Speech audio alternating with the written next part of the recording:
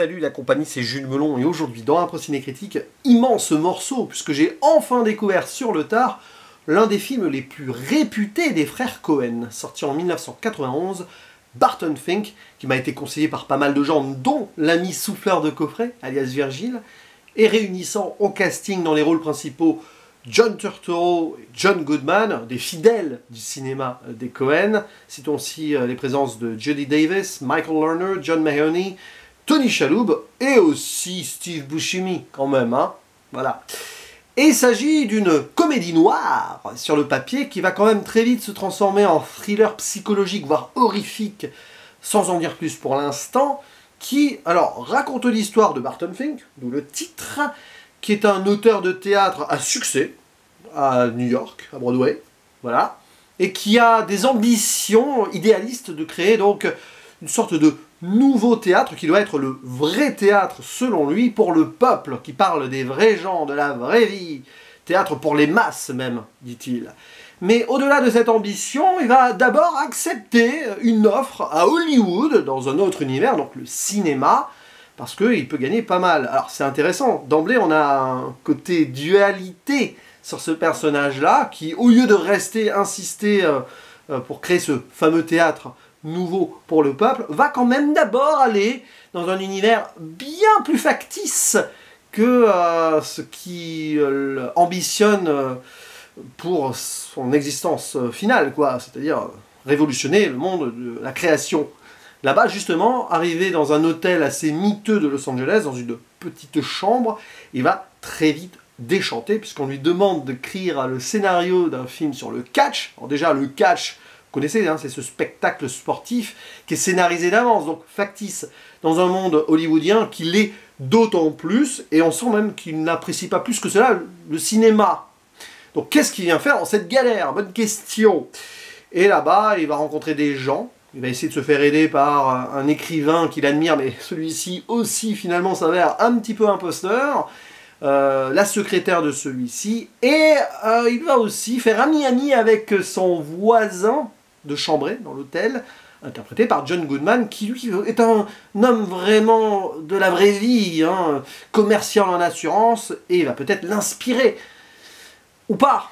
Et là, je n'en dis pas plus, même si clairement je vais être forcément obligé de faire une zone full spoiler pour aller un peu plus loin dans l'analyse. Ce qui est certain, c'est que j'ai été fasciné par un film qui est fait pour moi, dans le sens où il questionne beaucoup de choses, avec plusieurs degrés de lecture et de réflexion, des thématiques passionnantes, certes qui ont déjà été traitées avant et qui seront traitées après, hein, la création, le rapport de l'artiste face au réel ou à ce qu'il peut imaginer pour s'ancrer dans un réel, voilà. Et forcément, ici, les frères Coen poussent le délire assez loin, tout en étant conscients d'une chose, de leur influence. Ils ne s'en cachent pas, parfois c'est très visuel. On va penser à Polanski, notamment pour Le Locataire, mais aussi à Shining de Kubrick, notamment dans la personnification, hein, si on veut, de cet hôtel, plus on avance, et une gradation comme ça, qui va vous plonger dans les torpeurs de cet artiste, qui en transpire même de fébrilité tant qu'il n'arrive pas, hein, le fameux syndrome de la page blanche, qui risque, oui, à un moment de lui poser des petits problèmes, parce que le producteur, il a beau être sympa avec lui, à un moment, il veut des résultats. Et j'aime ça, parce que c'est un film de double aussi. Dès le début, monsieur veut créer un nouveau théâtre, idéaliste et tout, et bizarrement, il va quand même accepter cette offre qui est très éloignée de ses idéaux. Il y a la dualité aussi du réel et de la fiction, bien sûr, et du personnage principal en lui-même, parce que au final, c'est un peu plus compliqué que cela.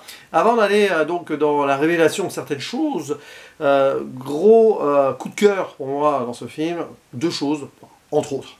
La prestation magistrale de John Turturro, c'est peut-être son meilleur rôle, hein. Bon, il en a fait d'autres qui sont très très bien. Extraordinaire, et puis ça va crescendo justement. C'est un film qui monte comme ça, et lui aussi il est de plus en plus habité par son personnage, qui a l'air à la fois innocent et sûr de lui. Vraiment, il y a une dualité de A à Z, hein. Et la mise en scène qui va très bien avec cela, qui est très terre à terre dans la première partie, puis très vite, en s'imprégnant des lieux et des visions, si on veut, subjectives de notre personnage principal, quand il crée, quand il tente de créer, quand il réfléchit. c'est superbe. Avec à la fin, bien sûr, dans la dernière partie, des choses visuellement encore plus folles, pour encore plus nous pénétrer dans cet univers-là. Parce que c'est un vrai film d'univers, un monde cinéma qui germe aussi un petit peu dans l'esprit du créateur. Et voilà, c'est presque ultime sur certains points. Et à terme, ça deviendra, je dis à terme, parce que là c'est une découverte et je suis à chaud encore hein, pour en parler, un de mes Coen préférés, hein, aux côtés de Oh Brother par exemple, Big Lebowski surtout aussi, enfin surtout Oh Brother, hein, moi j'adore ce film-là, et aussi No Country for Old Men, mais je reviendrai sur celui-ci un jour peut-être, enfin j'en ai parlé déjà sur la chaîne, donc voilà, mais je réévaluerai encore sûrement à la hausse au revisionnage. Parce qu'après un seul visionnage, on peut jamais trop dire hein, si ça va être notre préféré ou non d'un réal, ou ici de plusieurs, enfin de deux réals en un. La dualité, elle est aussi sur les frères Coen d'ailleurs, c'est amusant. Et donc voilà, et puis on retrouve l'univers des Coen avec un humour un peu décalé par moments, un peu moins, hein, c'est quand même très noir là, un petit peu à l'image de No Country for Old Men, si on veut. Et John Goodman, voilà, on peut en parler aussi, mais vite fait, parce qu'après ça va nous enchaîner sur la zone spoiler, sans en dire plus. Il jouera un rôle dans Oh Brother après qui est en parallèle. Et j'ai beaucoup apprécié l'idée parce qu'il y a une continuité, y compris dans le cinéma des Coen, et ce genre de film-là va me faire encore plus apprécier Oh Brother dans l'idée, on va dire, créative de ces deux frangins qui ont énormément apporté au cinéma. Je suis très content là, ici d'avancer dans leur filmographie. Et à partir de là, que dire de plus hors spoiler? Pas grand-chose, hein, parce que là je vais être obligé de développer 2-3 thématiques. Voyez ce film. Et vous allez comprendre que être un créateur artistique, c'est pas facile, surtout si on veut vraiment rester dans la vraie vie. D'autant plus que les faux semblants sont partout, y compris dans les tapisseries de la chambre d'hôtel qui, avec la chaleur montante, se décollent et révèlent l'envers du décor, parce que c'est un peu l'idée aussi.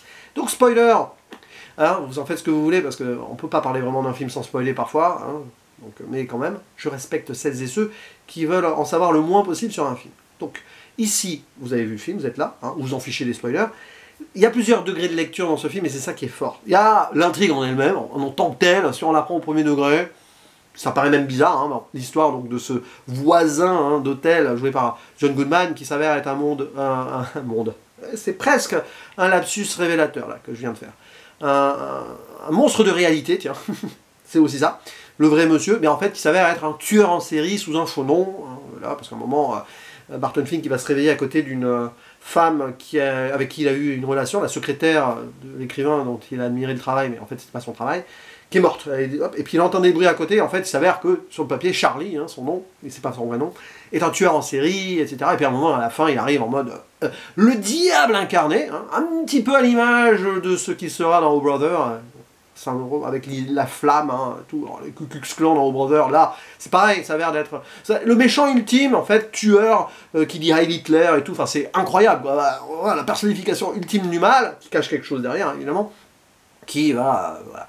Et Barton se retrouve, malgré lui, complice de ce tueur. Ok, donc il y a cette intrigue-là, première lecture, c'est un peu bizarre d'ailleurs, ça fait presque comme un cheveu dans la soupe, enfin, oui c'est ça, bref, ça tombe comme ça, pouf, mais ça cache le vrai degré de lecture derrière, qui est donc sur la création, et la thématique principale qui s'avère être justement, pour moi, le nœud principal d'un film, qui nous montre le délire créatif d'un homme qui a beaucoup de choses en tête, qui veut plaire au peuple, qui veut être populaire, et qui veut créer la réalité dans l'art, mais qui se monte le bourrichon un petit peu, à l'idée aussi de gagner de l'argent. Vous voyez, on voit déjà l'idée, et que là-bas, il découvre donc un univers factice, et c'est dans cet endroit qui n'est pas le sien, vraiment, qui va vraiment péter un plomb, à mes yeux, réussir à créer à un moment donc son script, parce qu'il va être influencé, inspiré par ce vrai voisin qui s'avère être un tueur. Et c'est ça, le meurtre à un moment, la mort de cette secrétaire,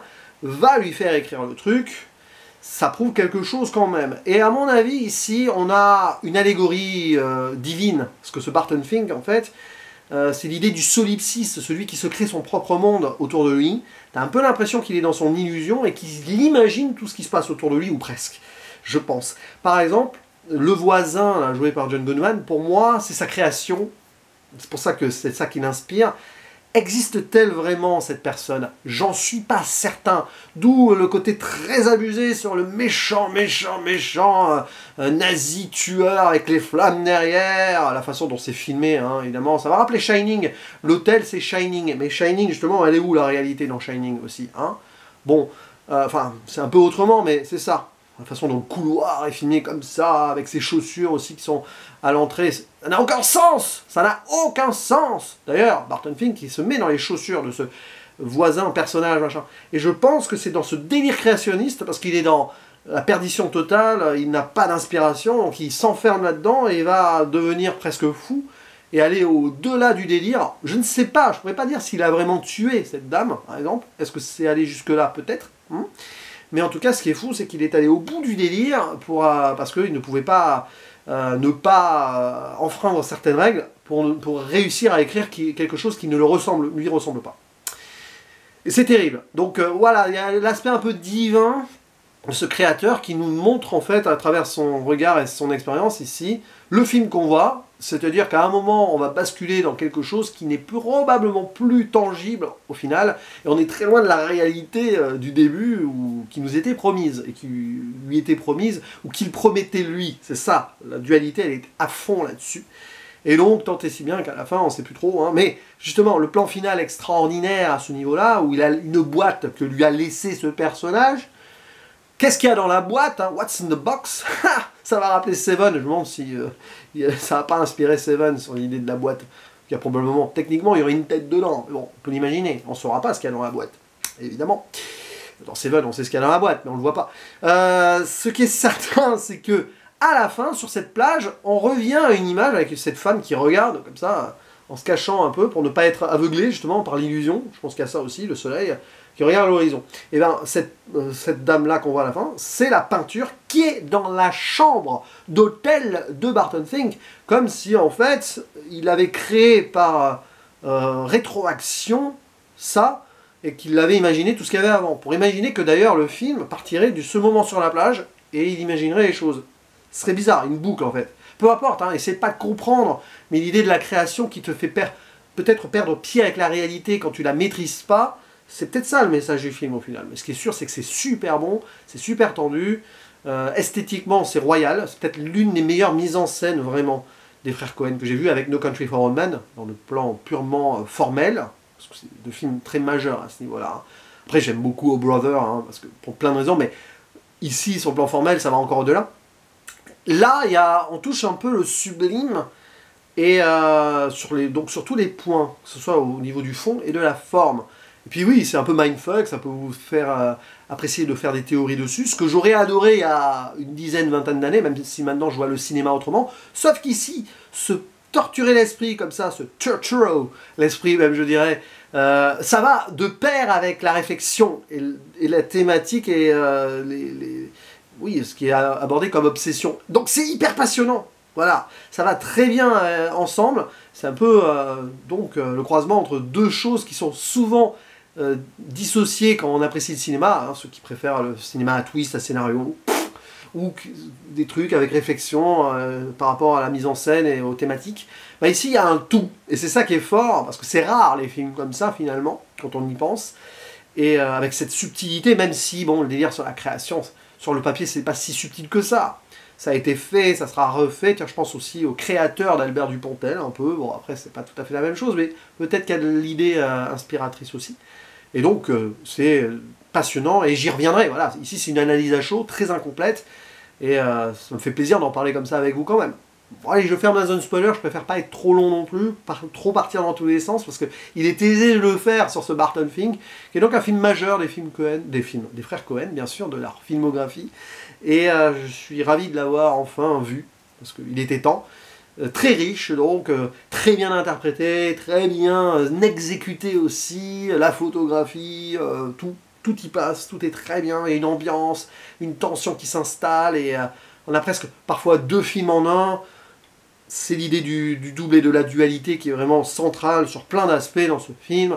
Le théâtre du réel, le cinéma imposteur, du factice, et ce personnage qui est au milieu et qui crée, ou qui parfois ne peut pas créer, ou qui crée malgré lui, allez savoir. Barton Fink, on en discute en commentaire, c'est important, hein. On peut aller plus loin dans l'analyse, spoiler si vous voulez, peu importe, on s'en fiche, hein. Mais voyez ce film, ou revoyez ce film si vous en avez l'occasion et l'envie. Je vous dis à la prochaine, ciao.